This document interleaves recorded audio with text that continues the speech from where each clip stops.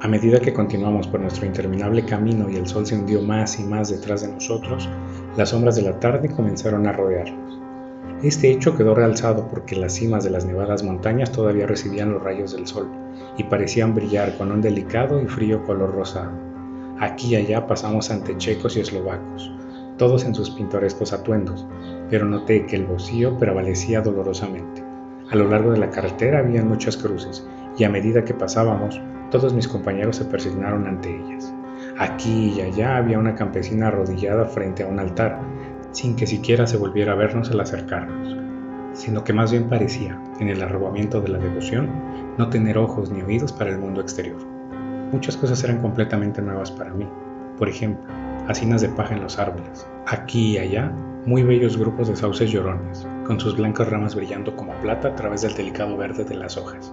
Una y otra vez pasamos un vagón Leiter, la carreta ordinaria de los campesinos, con sus vértebras largas, culebreantes, calculada para ajustarse a las desigualdades de la carretera. En cada uno de ellos iba sentado un grupo de campesinos que regresaban a sus hogares, los checos con sus pieles de ovejas blancas y los eslovacos con pieles de color. Estos últimos llevaban a guisa de lanza sus largos palos, con un hacha en el extremo. Al comenzar a caer la noche se sintió mucho frío, y la creciente penumbra pareció mezclar en una sola bruma la lobreguez de los árboles, robles, hayas y pinos, aunque en los valles que corrían profundamente a través de los surcos de las colinas, a medida que ascendíamos hacia el desfiladero, se destacaban contra el fondo de la tardía nieve los oscuros abetos. Algunas veces, mientras la carretera era cortada por los bosques de pino que parecían acercarse a nosotros en la oscuridad, grandes masas grisáceas que estaban desparramadas aquí y allá entre los árboles producían un efecto lóbrego y solemne, que hacía renacer los pensamientos y las siniestras fantasías engendradas por la tarde, mientras que el sol poniente parecía arrojar un extraño consuelo a las fantasmales nubes que, entre los Cárpatos, parece que vagabundean incesantemente por los valles. En ciertas ocasiones las colinas eran tan empinadas que, a pesar de la prisa de nuestro conductor, los caballos solo podían avanzar muy lentamente. Yo quise descender del coche y caminar al lado de ellos, tal como lo hacemos en mi país, pero el cochero no quiso saber nada de eso. No, me dijo, usted no debe caminar aquí, los perros son muy fieros, dijo, y luego añadió, con lo que evidentemente parecía ser una broma macabra, pues miró a su alrededor para captar las sonrisas afirmativas de los demás. Ya tendrá usted suficiente que hacer antes de irse a dormir. Así fue que la única parada que hizo durante un momento sirvió para que encendiera las lámparas. Al oscurecer pareció que los pasajeros se volvían más nerviosos y continuamente le estuvieron hablando al cochero uno tras otro, como si le pidiesen que aumentara la velocidad. Fustigó a los caballos inmisericordiosamente, con su largo látigo y con salvajes gritos de aliento trató de obligarlos a mayores esfuerzos. Entonces, a través de la oscuridad, pude ver una especie de mancha de luz gris adelante de nosotros, como si hubiese una hendidura en las colinas. La intranquilidad de los pasajeros aumentó. El loco carruaje se bamboleó sobre sus grandes resortes de cuero y se inclinó hacia uno y otro lado, como un barco flotando sobre un mar proceloso. Yo tuve que sujetarme. El camino se hizo más nivelado y parecía que volábamos sobre él. Entonces las montañas parecieron acercarse a nosotros desde ambos lados, como si quisiesen estrangularnos, y nos acercamos a la entrada del Paso Borgo. Uno por uno todos los pasajeros me ofrecieron regalos, insistiendo de una manera tan sincera que no había modo de negarse a recibirlos. Desde luego los regalos eran de muy diversas y extrañas clases, pero cada uno me lo entregó de tan buena voluntad, con palabras tan amables y con una bendición, esa extraña mezcla de movimientos temerosos que ya había visto en las afueras del hotel en Bistritz, el signo de la cruz y el hechizo contra el mal de ojo.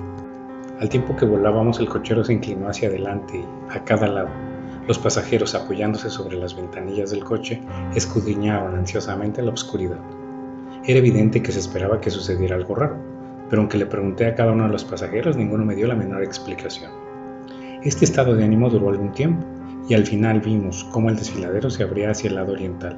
Sobre nosotros pendían obscuras y tenebrosas nubes, y el aire se encontraba pesado, cargado con la opresiva sensación del trueno. Parecía como si la cordillera separara dos atmósferas, y que ahora hubiésemos entrado en la tormentosa. Yo mismo me puse a buscar el vehículo que debía llevarme a la residencia del conde. A cada instante esperaba ver el destello de lámparas a través de la negrura, pero todo se quedó en la mayor oscuridad. La única luz provenía de los parpadeantes rayos de nuestras propias lámparas, en las cuales los vaos de nuestros agotados caballos se elevaban como nubes blancas. Ahora pudimos ver el arenoso camino extendiéndose blanco frente a nosotros, pero en él no había ninguna señal de un vehículo. Los pasajeros se inclinaron con un suspiro de alegría, que parecía burlarse de mi propia desilusión. Ya estaba pensando qué podía hacer en tal situación cuando el cochero, mirando su reloj, dijo a los otros algo que apenas pude oír. Tan suave y misterioso fue el tono en que lo dijo. Creo que fue algo así como 1 hora antes de tiempo. Entonces se volvió a mí y me dijo en un alemán peor que el mío. Después de todo, nadie espera al Señor. Será mejor que venga ahora a Bukovia y regrese mañana o al día siguiente. Mejor al día siguiente. Mientras hablaba, los caballos comenzaron a relinchar y a bufar, y a encabritarse tan salvajemente que el cochero tuvo que sujetarlos con firmeza. Entonces, en medio de un coro de alaridos de los campesinos que se persignaban apresuradamente, apareció detrás de nosotros una calesa. Nos pasó y se detuvo al lado de nuestro coche. Por la luz que despedían nuestras lámparas, al caer los rayos sobre ellos, pude ver que los caballos eran unos espléndidos animales, negros como el carbón. Estaban conducidos por un hombre alto, con una larga barba grisácea y un gran sombrero negro, que parecía ocultar su rostro de nosotros. Solo pude ver el destello de un par de ojos muy brillantes, que parecieron rojos al resplandor de la lámpara, en los instantes en que el hombre se volvió a nosotros. Se dirigió al cochero. «Llegó usted muy temprano hoy, mi amigo». El hombre replicó balbuceando. El señor inglés tenía prisa.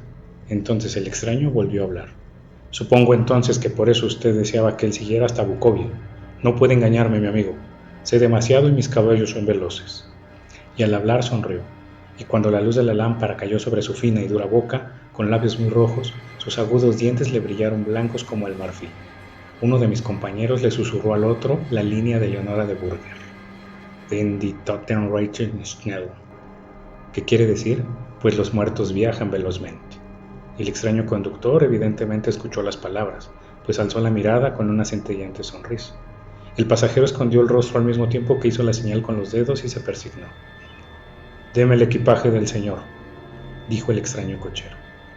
Con una presteza excesiva mis maletas fueron sacadas y acomodadas en la calesa. Luego descendí del coche, pues la calesa estaba situada a su lado y el cochero me ayudó con una mano que asió mi brazo, como un puño de acero. Su fuerza debía ser prodigiosa. Sin decir palabra agitó las riendas, los caballos dieron media vuelta y nos deslizamos hacia la oscuridad del desfiladero. Al mirar hacia atrás vi el vaho de los caballos del coche a la luz de las lámparas, y proyectadas contra ella las figuras de mis, hasta hacía poco, compañeros persignándose. Entonces el cochero fustigó su látigo y gritó a los caballos, y todos arrancaron con rumbo a Bukovia. Al perderse en la oscuridad sentí un extraño escalofrío y un sentimiento de soledad se apoderó de mí. Pero mi nuevo cochero me cubrió los hombros con una capa y puso una manta sobre mis rodillas, hablando luego en excelente alemán. «La noche está fría, señor mío, y mi señor el conde me pidió que tuviera buen cuidado con usted. Debajo del asiento hay una botella de Slivovitz, un licor regional de ciruelas, en caso de que usted guste». Pero yo no tomé nada, aunque era agradable saber que había una provisión de licor. Un extraño temor se apoderó de mí. Creo que si hubiese habido otra alternativa, yo lo hubiese tomado en vez de proseguir aquel misterioso viaje nocturno. El carruaje avanzó a paso rápido, en línea recta. Luego dimos una curva completa y nos internamos por otro camino recto. Me pareció que simplemente dábamos vuelta una y otra vez sobre el mismo lugar. Así pues, tomé nota de un punto sobresaliente y confirmé mis sospechas. Me hubiese gustado preguntarle al cochero qué significaba todo aquello, pero realmente tuve miedo, pues pensé que en la situación en que me encontraba, cualquier protesta no podría dar el efecto deseado en caso de que hubiese habido una intención de retraso. Al cabo de un rato, sin embargo, sintiéndome curioso por saber cuánto tiempo había pasado, encendí un fósforo y a la luz miré mi reloj. Faltaban pocos minutos para la medianoche. Esto me dio una especie de sobresalto, pues supongo que la superstición general acerca de la medianoche había aumentado debido a mis recientes experiencias. Me quedé aguardando con una enfermiza sensación de ansiedad. Entonces un perro comenzó a aullar en alguna casa campesina más adelante del camino. Dejó escapar un largo y lúgubre aullido, como si tuviera miedo. Su llamado fue recogido por otro perro y por otro, hasta que, nacido como el viento que ahora pasaba suavemente a través del desfiladero, comenzó un aterrador concierto de aullidos que parecían llegar a todos los puntos del campo, desde tan lejos como la imaginación alcanzase a captar a través de las tinieblas de la noche. Desde el primer aullido los caballos comenzaron a bufar y a inquietarse, pero el cochero les habló tranquilizándolos, y ellos recobraron la calma, aunque temblaban y sudaban como si acabaran de pasar por un repentino susto. Entonces, en la lejana distancia, desde las montañas que estaban a cada lado de nosotros, llegó un aullido mucho más fuerte y agudo, el aullido de los lobos, que afectó a los caballos y a mi persona de la misma manera, pues estuve a punto de saltar de la calesa y echar a correr. mientras que ellos retrocedieron y se encabritaron frenéticamente, de manera que el cochero tuvo que emplear toda su fuerza para impedir que se desbocaran. Sin embargo, a los pocos minutos mis oídos se habían acostumbrado a los aullidos, y los caballos se habían calmado tanto que el cochero pudo descender y pararse frente a ellos. Los sobó y acarició, y le susurró algo en las orejas, tal como he oído que hacen los domadores de caballos, y con un efecto tan extraordinario bajo estos mimos se volvieron nuevamente bastante obedientes, aunque todavía temblaban. El cochero tomó nuevamente su asiento, sacudió sus riendas y reiniciamos nuestro viaje a buen paso. Esta vez, después de llegar hasta el lado extremo del desfiladero, repentinamente cruzó por una estrecha senda que se introducía agudamente a la derecha. Pronto nos encontramos obstruidos por árboles, que en algunos lugares cubrían por completo el camino, formando una especie de túnel a través del cual pasábamos. Y además de eso, gigantescos peñascos amenazadores nos hacían valla a uno y a otro lado. A pesar de encontrarnos así protegidos, podíamos escuchar el viento que se levantaba, pues gemía y silbaba a través de las rocas, y las ramas de los árboles chocaban entre sí al pasar nosotros por el camino. Hizo cada vez más frío y una fina nieve comenzó a caer, de tal manera que alrededor de nosotros, en un momento, todo estaba cubierto por un manto blanco. El aguzado viento todavía llevaba los aullidos de los perros, aunque estos fueron decreciendo a medida que nos alejábamos. El aullido de los lobos, en cambio, se acercó cada vez más, como si ellos se fuesen aproximando hacia nosotros por ambos lados. Me sentí terriblemente angustiado, y los caballos compartieron mi miedo. Sin embargo, el cochero no parecía tener ningún temor. Continuamente volteaba la cabeza hacia la izquierda y hacia la derecha, pero yo no podía ver nada a través de la oscuridad. Repentinamente, lejos, a la izquierda, divisé el débil resplandor de una llama azul. El cochero lo vio al mismo tiempo. Inmediatamente paró los caballos y, saltando a tierra, desapareció en la oscuridad. Yo no sabía qué hacer, mucho menos debido a que los aullidos de los lobos parecían acercarse. Pero mientras dudaba, el cochero apareció repentinamente otra vez y sin decir palabra tomó asiento y reanudamos nuestro viaje. Creo que debo haberme quedado dormido y soñé repetidas veces con el incidente, que se repetía y repetía, y ahora, al recordarlo, me parece que fue una especie de pesadilla horripilante. Una vez la llama apareció tan cerca del camino que hasta en la oscuridad que nos rodeaba pude observar los movimientos del cochero. Se dirigió rápidamente a donde estaba la llama azul, que debe haber sido muy tenue porque no parecía iluminar a su alrededor, y tomando algunas piedras las colocó en una forma significativa. En una ocasión fui víctima de un extraño efecto óptico. Estando él parado entre la llama y yo, no pareció obstruirla, porque continué viendo su fantasmal luminosidad. Esto me asombró, pero como solo fue un efecto momentáneo, supuse que mis ojos me habían engañado debido al esfuerzo que hacía en la oscuridad.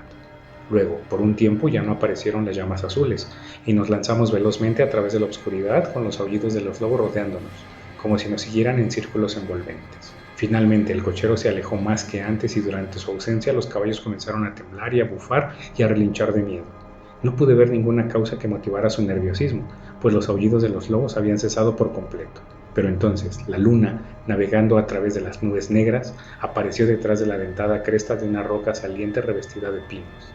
Y a su luz vi alrededor de nosotros un círculo de lobos, con dientes blancos y lenguas rojas y colgantes, con largos miembros sinuosos y pelo hirsuto.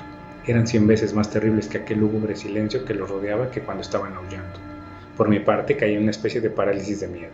Solo cuando el hombre se encuentra cara a cara con semejantes horrores puede comprender su verdadero significado. De pronto, todos los lobos comenzaron a aullar como si la luz de la luna produjera un efecto peculiar en ellos. Los caballos se encabritaron y retrocedieron, y miraron impotentes alrededor con unos ojos que giraban de manera dolorosa. Pero el círculo viviente del terror los acompañaba a cada lado. Forzosamente tuvieron que permanecer dentro de él. Yo le grité al cochero que regresara, pues me pareció que nuestra última alternativa era tratar de abrirnos paso a través del círculo. Y para ayudarle a su regreso grité y golpeé en un lado de la caleza, esperando que el ruido espantara a los lobos de aquel lado y así él tuviese oportunidad de subir al coche. Como finalmente llegó es cosa que no sé, pero escuché su voz alzarse en un tono de mando imperioso, mirando hacia el lugar de donde provenía. Lo vi parado en medio del camino, agitó los brazos, como si tratase de apartar un obstáculo impalpable, y los lobos se retiraron. Justamente en esos momentos una pesada nube pasó a través de la cara de la luna, de modo que volvimos a sumirnos en la oscuridad. Cuando pude ver otra vez, el conductor estaba subiendo a la caleza y los lobos habían desaparecido. Todo esto fue tan extraño y misterioso que fui sobrecogido por un miedo pánico, y no tuve valor para moverme ni para hablar. El tiempo pareció interminable, mientras continuamos nuestro camino, ahora en la más completa oscuridad, pues las negras nubes obscurecían la luna. Continuamos ascendiendo, con ocasionales periodos de rápidos descensos, pero ascendiendo la mayor parte del tiempo. Repentinamente tuve conciencia de que el conductor estaba deteniendo a los caballos en el patio interior de un inmenso castillo ruinoso, de cuyas altas ventanas negras no salía un solo rayo de luz, y cuyas quebradas murallas mostraban una línea dentada que destacaba contra el cielo iluminado por la luz de la luna.